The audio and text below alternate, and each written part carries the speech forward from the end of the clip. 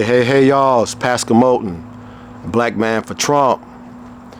Just like to start off by letting y'all know I wear these sunglasses because I'm actually kind of shy. So this kind of helps me to be able to do this. I'm not under the influence of no type of drug, narcotic, or alcohol. Only thing I do is I smoke these every once in a while. But I would like to start off by congratulating Donald Trump and J.D. Vance and his campaign for a job well done. I never had any doubts that this day was going to come. I knew they was going to be victorious. So again, shout out to Donald Trump and J.D. Vance, our new next 47th president of the United States. But I'm not here to really jump up and down and brag about that. As some people say, some people say I'm gloating. I'm not here to gloat. What I am here to do is ask the Democrats, what the fuck happened? I mean, really, what happened? Let's really dive into that. Because like I have said previously, I'm not a Republican, nor am I a Democrat. And contrary to popular belief, this previous voting cycle, I most definitely cast my ballot for Donald Trump and J.D. Vance, but most of the other people on the ballot, I voted Democrat. Does that make me a Democrat? Because the majority of people I voted for on the ballot was Democrat? I don't know. Well, no, I do know, because I don't identify myself as a Democrat or Republican. I vote for policies. I try to research all the candidates, and I vote for the ones that I think have the best policies. But moving on to the subject matter, what happened? This has been the worst ran campaign I've ever seen. Yes, the worst by, it's not even close. I'm not going to even blame Kamala Harris for this loss. Whoever the person or persons are that orchestrated her campaign, they suck. They really do. She was placed in a lot of situations she shouldn't have been placed in. She's not good at doing open air, but not just open air, rallies. She's not really a big time rally person. So that's why a lot of her rallies, the last few rallies, people showed up and booed. They really did. And to do rallies, you really got to talk about what your policies are. Y'all know how I feel about that. And she had what I call a lot of blanket policies. She's for a Opportunity America. What does that mean? I have no idea. Opportunity for all. How is there opportunity for all when you have all these different groups and classes of people and they all have different situations going on? But anyway, okay. Opportunity for all. Most of us look around and say, okay, that include me? I mean, I know I'm part of the all, but what are you going to do for my group and for what I'm going through? And, I work at an auto plant. Are you going to do something for the auto plant workers? No, I don't work at an auto plant. I'm just a hypothetical. So she probably should have just not did. She probably should have just stayed doing the easy, soft interviews in a non-hostile environment. Think that's where she's good at. Going back to having all of these rallies, okay, you're having rallies, and let's think about the people that they invited to the rallies. The big name celebrities, not political people, celebrities. LeBron James, basketball player, great basketball player. Some say maybe one of the greatest. How did that work out? Then you had, the queen bee. When I mean bee, not the B word, queen bee meaning Beyonce. How did that work out? And then it got even start going down a little bit. You start J-Lo, Jennifer Lopez, for those of you that don't know. A lot of young people don't know who that is. Jennifer Lopez, the actor, singer. How did that work out? Who cares? Had Cardi B, who got up on stage and teleprompter went off and she didn't know what the hell to do. Her speech was terrible. These are the people that you bring in on stage. No new up-and-coming Democratic politicians, no up-and-coming senators or Congress people or governors of state making no keynote addresses. All celebrities. By the way, that you paid probably millions of dollars to come say a 4-minute speech. That plan doesn't sit well with grassroots people. People that live in West Virginia, Tennessee, Wisconsin, the people that live up in those northern parts of Pennsylvania, people that live down and work on those ports in Louisiana, work on those ports in Charleston, South Carolina, and Mayport, Florida. The people that work agriculture work in Olathe, South Carolina, Macon, Georgia, Glenville, Georgia, Vicksburg, Mississippi. Those people, they don't give a damn about no Beyonce, J-Lo, LeBron James, Cardi B. Oh, I forgot. And Meg the Stallion. Meg the Stallion. They don't resonate with those people. So they did an awful job bringing those people to the forefront, because the grassroots people, which makes up the majority of the voting population, y'all, contrary to popular belief, everybody doesn't live in Washington, D.C. Everybody doesn't live in Atlanta, Georgia. Everybody doesn't live in Houston, Texas. Everyone doesn't live in Chicago, Illinois. Everyone doesn't live in Los Angeles, California. Everyone doesn't live in Charlotte, North Carolina. Everyone doesn't live in Phoenix, Arizona, or Seattle, Washington. Those are highly populated cities that are mostly Democratic. Damn, I think all of my name are Democratic. Most of the people that live outside of those few cities I just named, they're people that live in rural areas within the United States. No federal government jobs, people that live in the DMV. These people work steel mills, coal mines, all type of plants that manufacture a lot of things. You got the shout out to the auto workers. You got the auto workers.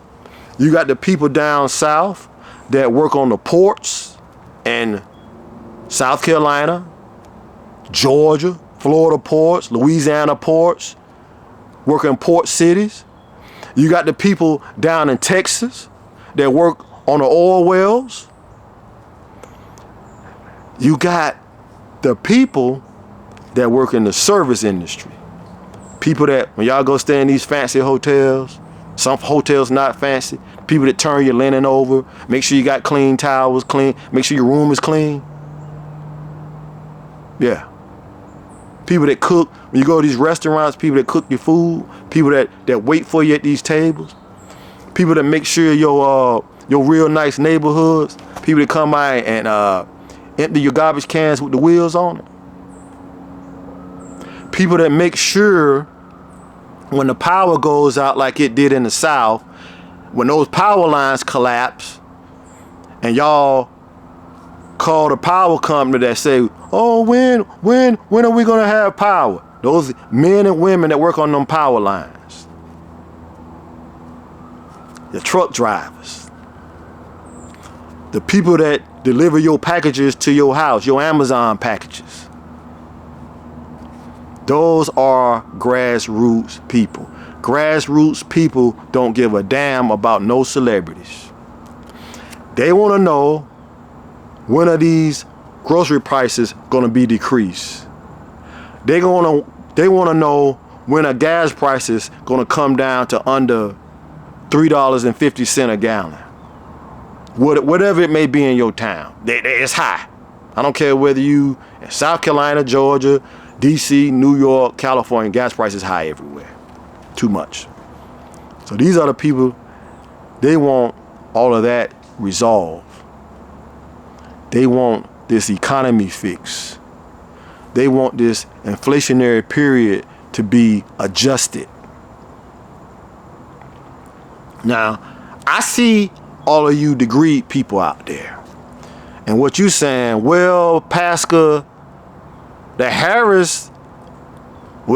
Biden and Harris administration is not responsible for any of that. That came from the Trump administration back when he was president the first time. Y'all smart, may be right. We will have to have an economist and a political scientist. Well, hell, not a political scientist. We will have to have a well-renowned economist to let us know whether that's true. So most people ain't thinking on that level. Most people know this. Right now, November 6, 2024, it's hard for me to put gas in my car. Right now, in 2024, I can't buy a house. Right now, in 2024, it's difficult for me to buy groceries. That's what they know. That's what they deal with on a daily basis. A lot of us don't have that problem. Thank God I can buy my groceries. Thank God I can put gasoline in my vehicles.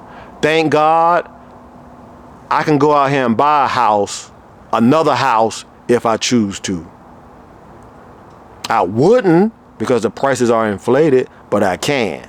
So again, I'm not talking about me.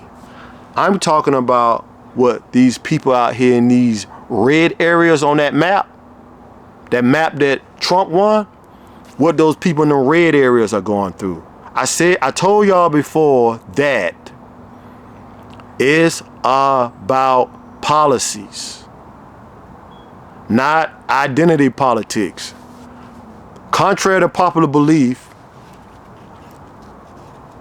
I want the black people to come close on this one. Contrary to popular belief, white people don't vote for candidates just because they white. You know how we can prove that? Because we all know this to be a fact. White folks are the majority in the United States.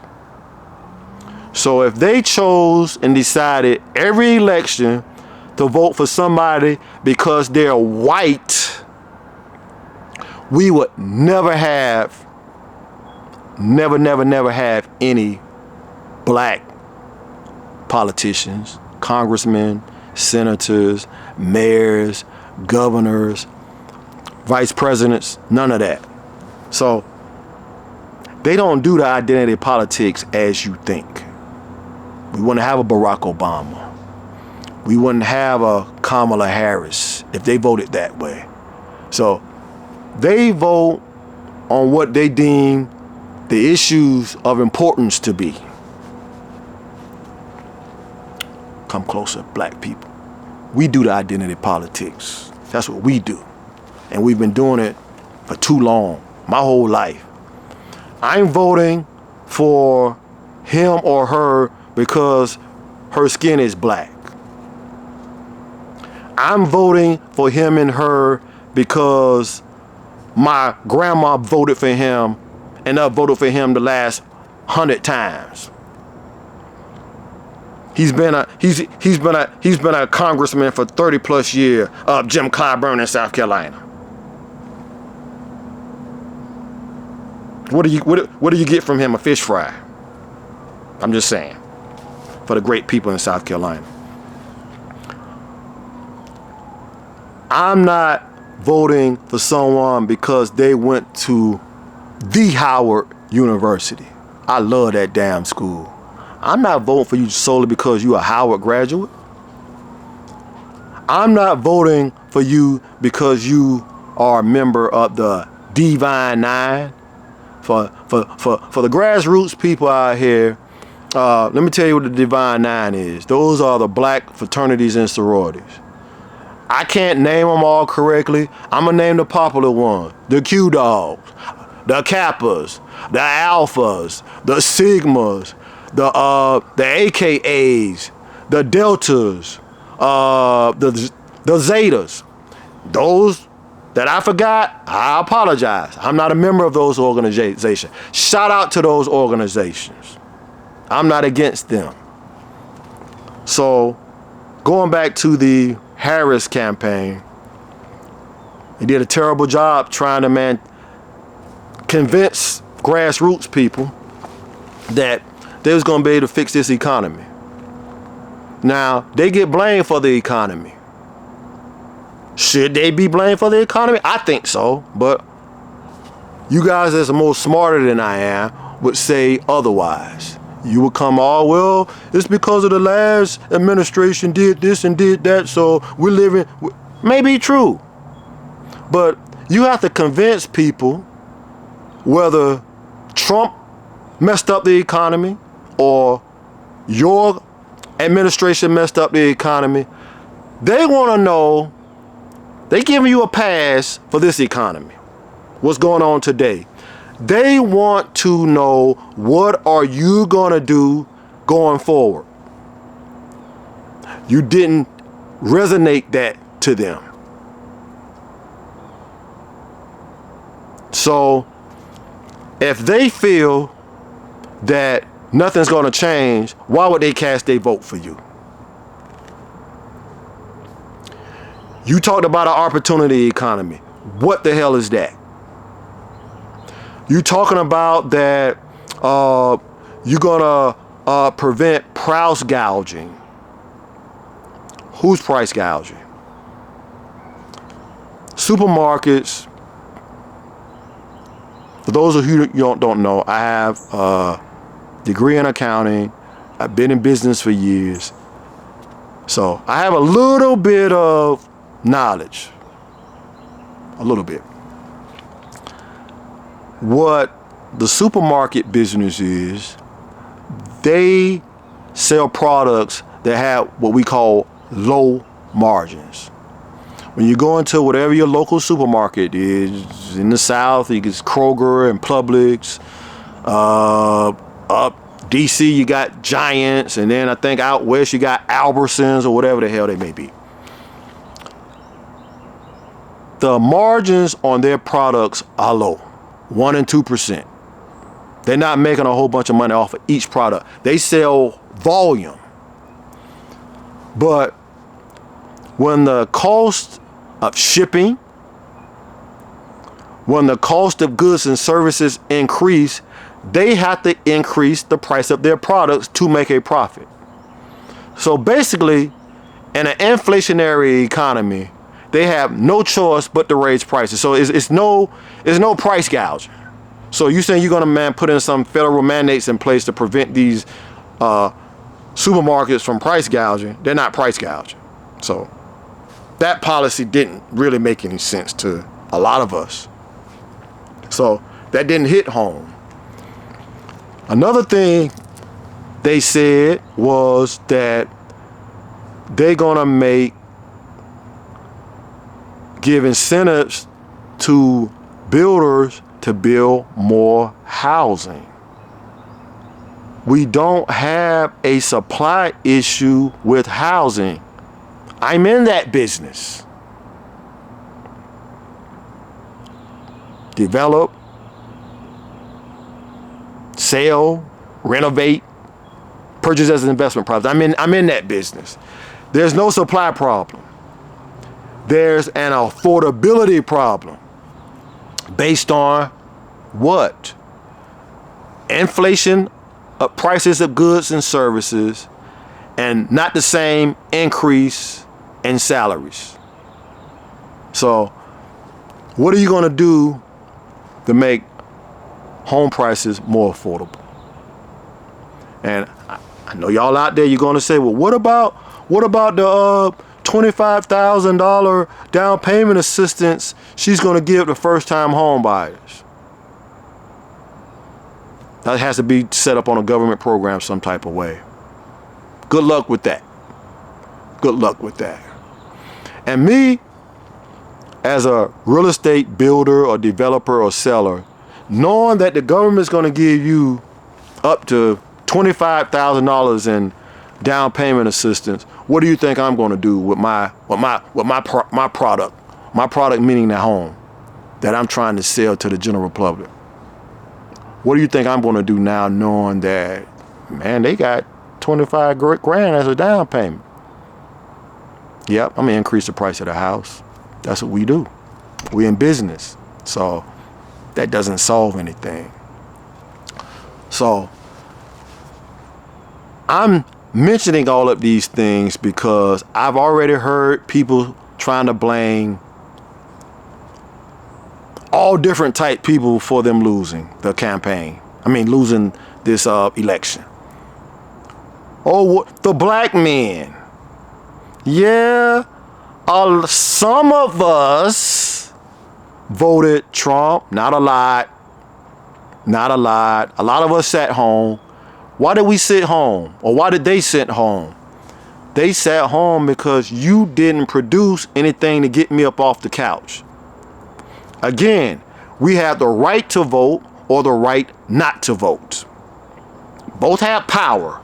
Contrary to what you've been taught your whole life, that voting has no power, that's a lie. You know why we know it's a lie? Because it was known early on by them polling that a lot of black men were deciding not to vote. So what they did, they tried to incentivize you to vote, black men, by coming up with all of these bogus incentives for black men. Legalize marijuana, okay? Some of us smoke marijuana and that's your own personal whatever. Most of us don't. So that's no incentive for a lot of us. They said that they're gonna give us $20,000 to become a small business investment.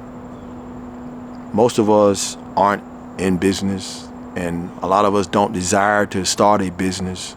I'm in business, that's what I do, I love it, but the majority of us go to work every day and want to make sure we can afford food, gas, and our housing expenses. So that didn't really incentivize anybody to get up off of the couch. And we that's in business, we know how We know what the red tape is in getting approved for any type of funding from the government. So we know how that's going to go. So again, the Democratic campaign this go round did a terrible, terrible job and a disservice to Kamala Harris, because they didn't do anything to persuade grassroots people to vote. And when I say grassroots, y'all, I'm not talking about no damn color. Get off the color thing. I'm not talking about grassroots doesn't mean black. Grassroots doesn't mean white. All of those occupations and industries I name, all type of people work in those industries. They're not black jobs. So they're jobs that everyday U.S. citizens work, and these are the jobs that keep this country going. Okay? Another thing that they failed to hit home with the voters is this whole immigration thing.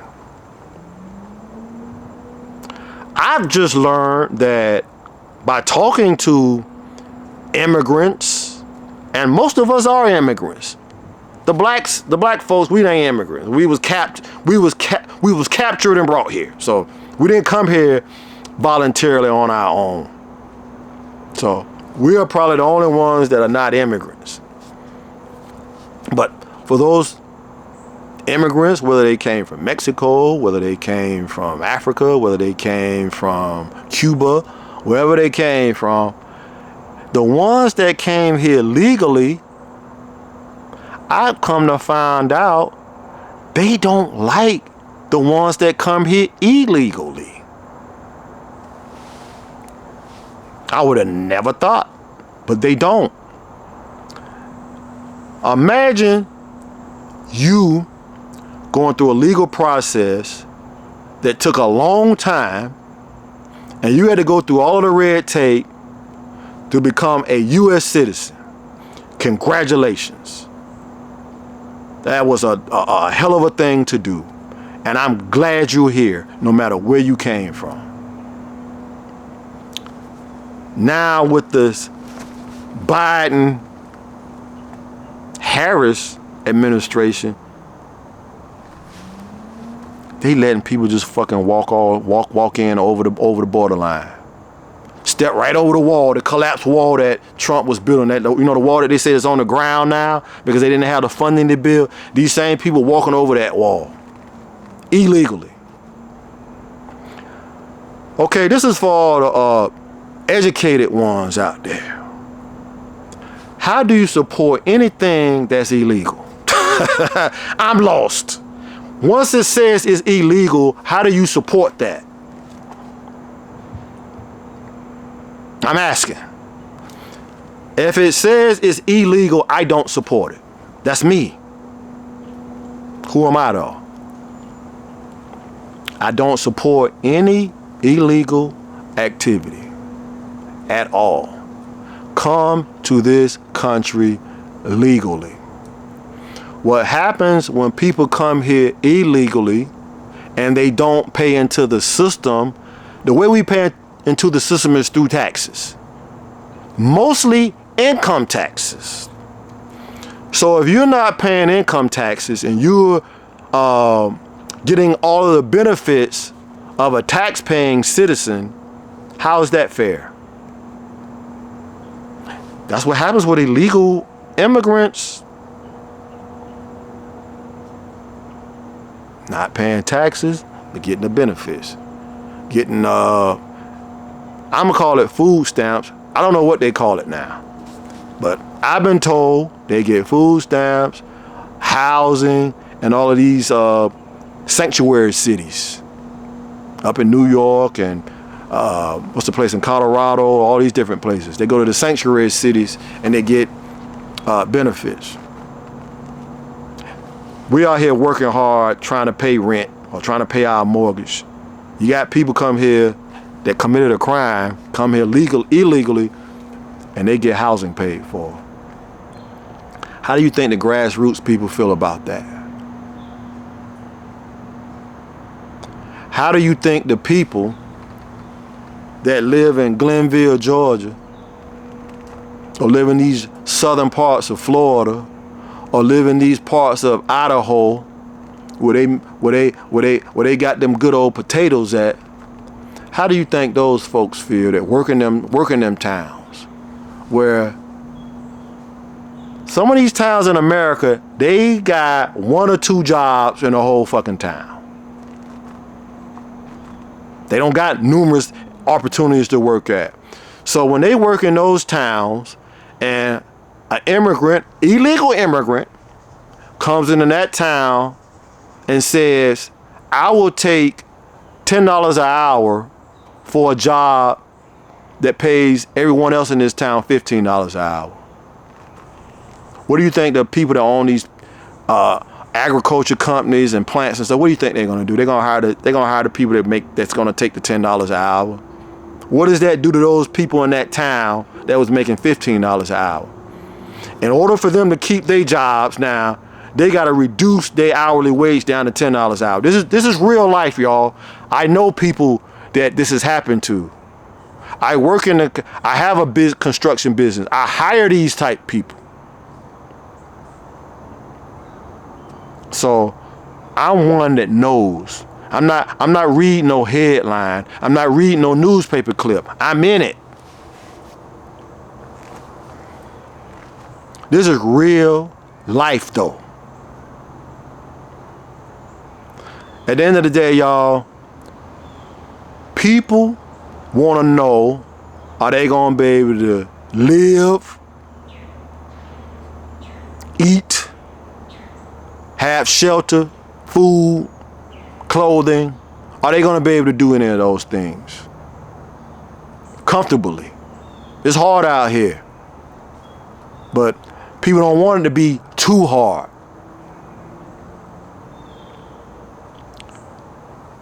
Are you going to be able to safeguard our borders from enemies, foreign and domestic? Military people that took that oath to defend enemies, foreign and domestic. I'm so disappointed by so many military people. I'm a veteran that are okay with open borders. And you served.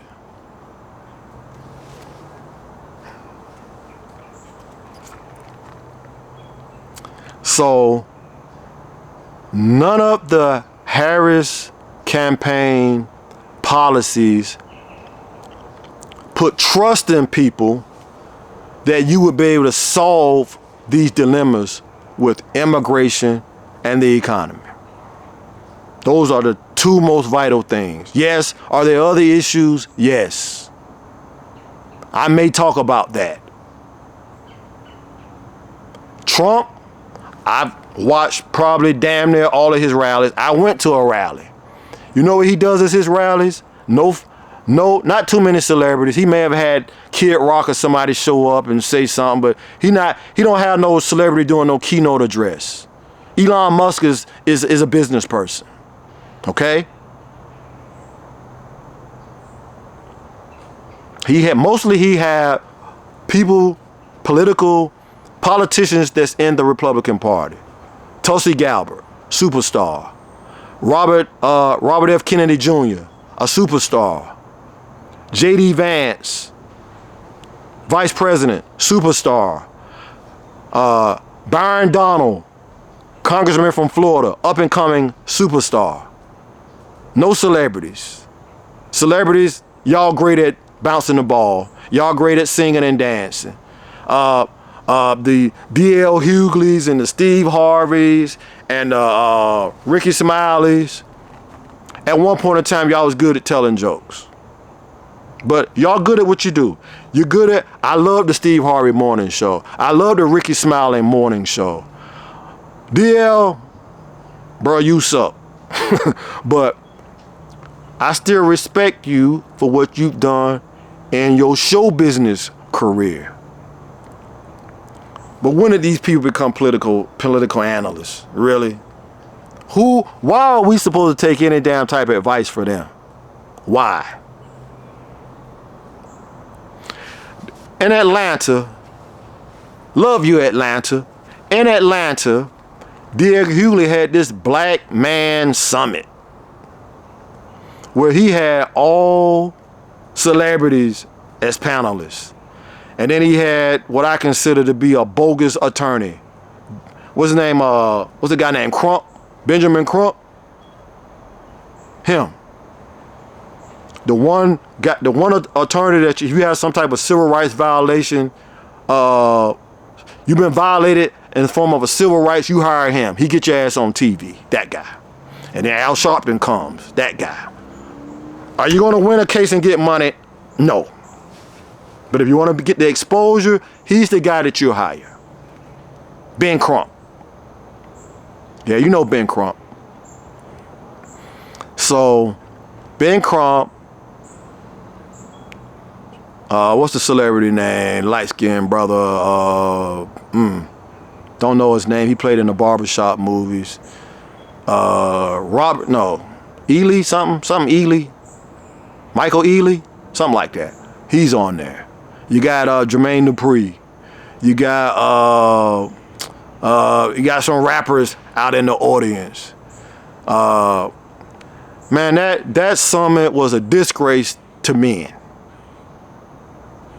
I'm not gonna say black men.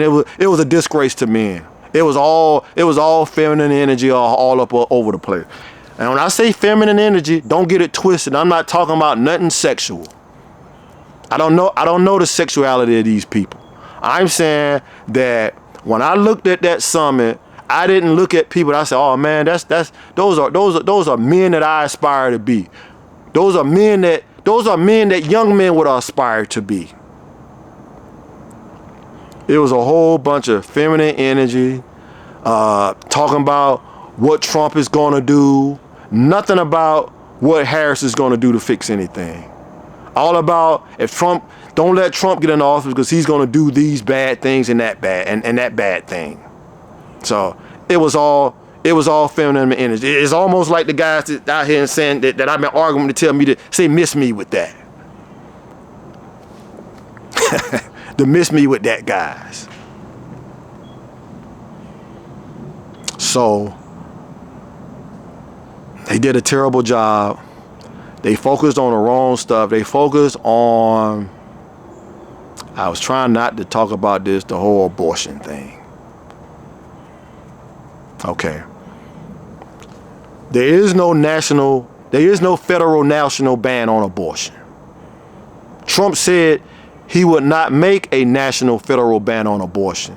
He said he would leave it up to the states, which is where it's at now. The states decide. That's why you have different states have different mandates. One of my friends the other day just educated me and told me there are numerous states where abortion is banned. But it's banned by mandates from their own state, not the federal government. I believe that the state should decide it. Not your daddy, Uncle Sam. So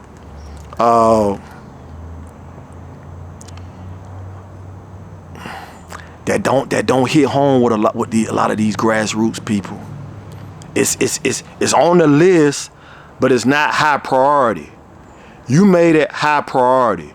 You tried to frame it into a whole nother term where it says women's health rights. No, it's not no woman's health rights. Do y'all know what abortion, the word abort? No, let's break it down to abort. Abort. You know what that means? Do you want me to say it? Kill. To kill or not to kill is the question. That's how we're going to break this abortion thing down to the smallest element. It's to kill or not to kill. I guess you as a woman, you have a right to kill or not to kill. It sounds kind of weird to me, but okay, I'm not a woman. But let me move on to all these Christians out here. At one point in time, I thought the Christians was against abortion. I thought in most Christian faiths, they have a Bible that says, thou shalt not kill under no circumstance. What happened with that?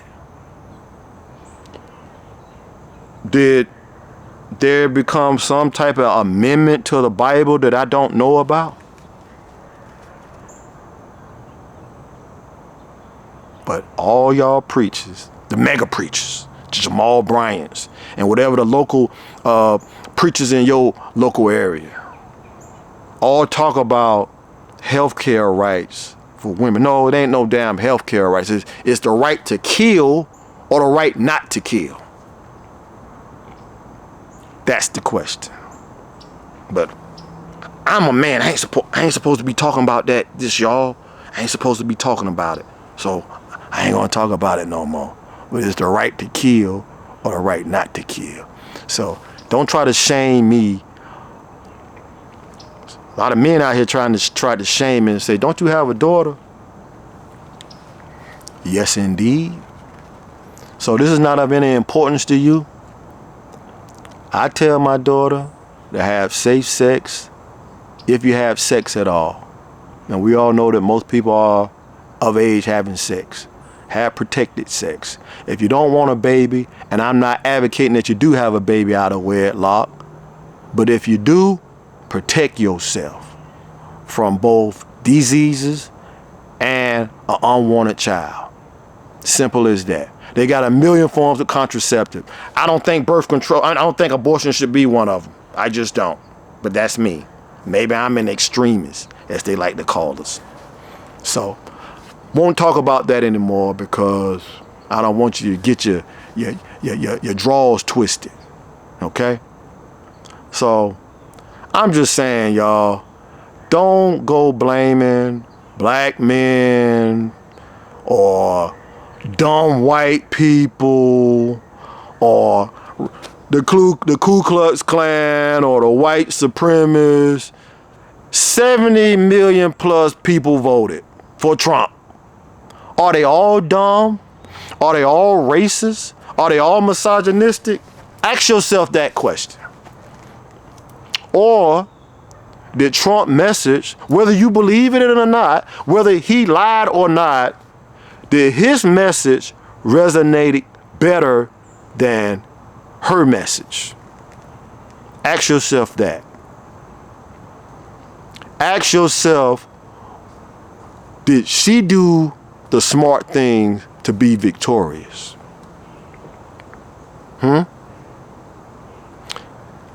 Ask yourself, okay, we lost. What are we going to do to be victorious the next 4 years? Who do y'all have in the pipeline? I don't see anybody. I don't know who y'all superstars are. We never seen them. I'm not Democrat or Republican. But I know one thing about the Republicans. I see they superstars. I see Tulsi Gabbard, former Congresswoman, Army veteran, been on all the TV shows. She's a woman. I would vote for her. J.D. Vance, didn't know anything about him. He's outstanding. Y'all know the big time Kennedys. Robert Kennedy. So Democrats, who you got? Who you got? Who you working with? Show me what you're working with. I may vote for you next time. Because I don't do identity politics, nor do I own no plantation for the Republicans or the Democrats. I'm free, y'all. Remember, I'm free. I'm free. And I'm happy with my little presence on YouTube and Facebook with my 21 followers, no, 21 subscribers, Thank you, subscribers. Appreciate you. I love you. And the little bit of views I get, I was able to open up some minds. I was able to get people to vote and think differently than what they have in the past. And I'm proud of that. I'm very proud of that. And men, whether you black, white, or orange, don't let nobody trick you and say that men stayed home and didn't vote, or men chose not to vote Democratic and chose to vote for Trump because they're misogynistic. We proved back in 2008 with Hillary Clinton, where she got most of the popular votes, which means the majority of people, and there's men in that group, chose to vote for her. She just lost the Electoral College. We voted then for a woman because we deemed her to be qualified. She didn't win, but she was qualified. We didn't vote this time because this lady wasn't impressive. I'm not going to say she wasn't qualified, because what are the damn qualifications? It's really, the qualifications are not that strict. Again, like you said, you can be a felon and become the president. That's just how the Constitution is set up. So it's not about her being a woman and she lost. She wasn't the right candidate, whether it's a woman or a man. I would vote for Oprah Winfrey. I would vote for maybe Hillary Clinton if she decided to run again. I would most definitely vote for Condoleezza Rice. And y'all know, well, some of y'all know, I don't like Barack Obama at all. But guess what, y'all? I probably would vote for Michelle Obama.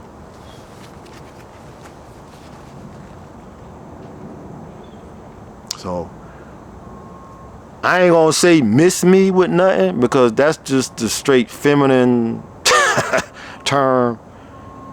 I'm gonna say this and close. I will vote for a woman if she was the right woman. I'll vote for Tulsi Gabbard. I approve this message.